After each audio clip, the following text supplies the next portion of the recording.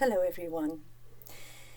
So I have received so many requests this weekend about help with breathing for anxiety.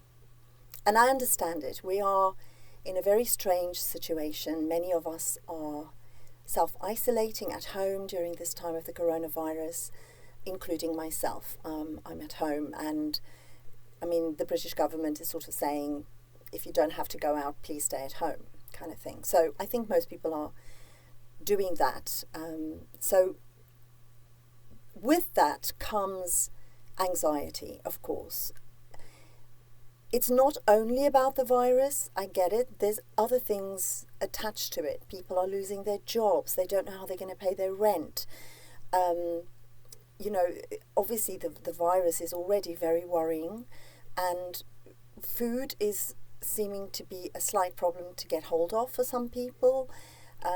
I get it. I see that people are really worried. And so I think the reason they contacted me was because of my book, Breathing for Confidence. Now, I have to say, my book was published for singers, actors and speakers. And yes, it does deal a little bit with anxiety, but not on this level. And when people started contacting me, I did respond to as many as I could, but there's quite a few and quite a number. It's larger than I thought people would ask for help.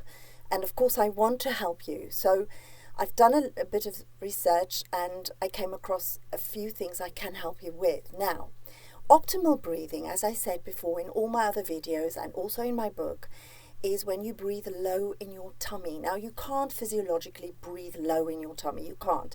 Your lungs are here. But you can, when you breathe in, extend your stomach out, okay? So that it feels like it blows up. It feels like there's a full feeling.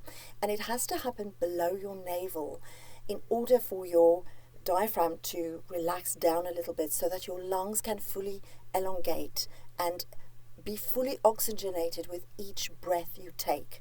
The thing is, the higher we breathe in our bodies, the more anxious we're going to feel. It will exacerbate your feelings of anxiety if you breathe really, really high. I mean, look what happens when I breathe high. You can see all the tension comes into here and it exacerbates it. So the first thing to do is to relax and breathe low in your body. Now, you do this automatically every night when you're sleeping. So your body is used to doing this. You're not asking it to do something it doesn't normally do, okay? You will, of course, feel your lungs and your ribcage expanding, both at the side and at the back, and when you do this kind of breathing. But you should feel mostly the breath going right down into your lungs and your stomach extending as though it's full. Now, as I said before, you cannot breathe into your stomach. You can't, okay? So those people who worry about, oh, am I going to get a fat stomach? You're not, okay? You're not.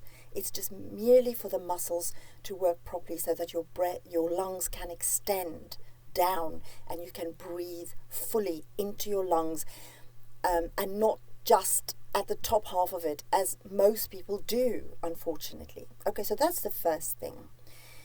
So the second thing is, if you want during the day to calm yourself down, it is a very good idea, and I think a lot of meditation and yoga people talk about this too, is to focus on your breathing. So what I do when I get very anxious, especially when I have to perform or something like that, although I get excited, I don't really get anxious, is to breathe regularly, okay, in a regular beat. So we breathe in for 4 counts, hold for 4, breathe out for 4, and you keep doing that until you feel yourself calming down, okay? So we breathe out first, get rid of all the breath, and then breathe in 1, 2, 3, 4, and hold 1, 2, 3, 4, and breathe out 1, 2, 3, 4, and then do it again, so that it's regular and you'll feel it calms you down, okay? And then I found something really interesting, which actually I have used and it does work. So I'm going to just read a little bit. It's very simple and many of you might know of this because I think a lot of anxiety happens at night. People can't sleep. This is what I keep getting. The messages that's coming to me is about people not being able to sleep because the thoughts are going round and round and round in their heads, you know. So it's the 4-7-8 count. And it was, I'll read here. It says, Harvard-educated doctor and author Andrew Weil champions the technique and says it is as effective as tranquilizers. Now, I'm an insomniac, and I've been one since I was born, I think. My mom used to talk about it when I was little, going, oh my gosh, she's worried she's going to miss something probably. That's why she's not sleeping. So I understand this. I am an insomniac. I'm a night owl. It's really hard for me to go to sleep, and my brain goes nuts because I'm a Gemini. I think all the time. So the 4-7-8 trick. This is for sleeping. And so when just before you go to sleep, lie in bed, relax your body as much as you can. Try to breathe optimally in your tummy. And because, as I said, once you fall asleep, that is naturally how your body is going to breathe, okay? So then what we do is we breathe in for 4. So first of all, exhale, get rid of all the breath in your body. So out, then breathe in. 1, 2, 3, 4, and hold for 7. 1, 2, 3, 4, 5, 6, 7. Breathe out for 8. 1, 2, 3, 4, 5, 6, 7, 8, and repeat.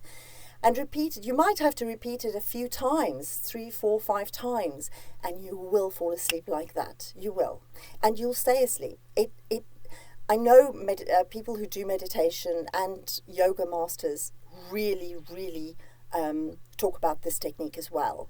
It's been known about for a long time. So it is the one thing that can also help you. But honestly, connecting with your breath will make you aware of your body. It will center you.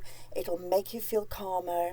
It is the one thing that really can help. So I genuinely recommend looking at your breath for relaxation and to get rid of anxiety, feelings of anxiety. And as I say in my book and in some of the videos, this kind of deep breathing has a hugely beneficial effect on you.